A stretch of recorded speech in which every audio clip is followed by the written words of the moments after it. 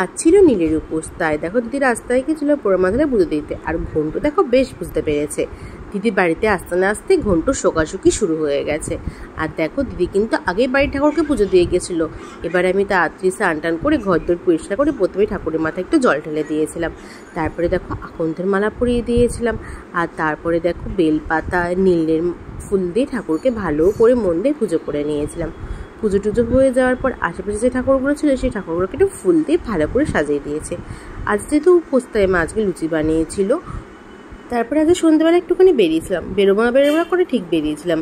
দেখো আর কয়েকটা ভিড় সেলের জন্যে। আর জানো তো মোর সুপার মার্কেটে গেছিলাম, এখানে মায়ের জন্য কটা জিনিসপত্র কিনেছি। আর আমাদেরও তো কেনাকাটা কেন করছি সেটা পরে ভিডিওতে শেয়ার করব।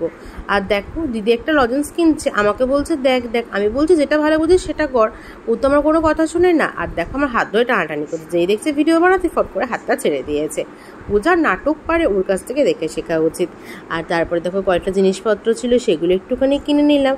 কিনে আসার পথে দেখছি যেহেতু নীলের উপোস ছিল, তাই দেখো আমাদের এখানে বউবাজারে শিব মন্দিরটা কি সুন্দর লাইট দিয়ে সাজিয়েছে। ওখানে কিন্তু পুজো চলছে, সেটা আমি পরে ভিডিওতে শেয়ার করবো। এখনকার মতো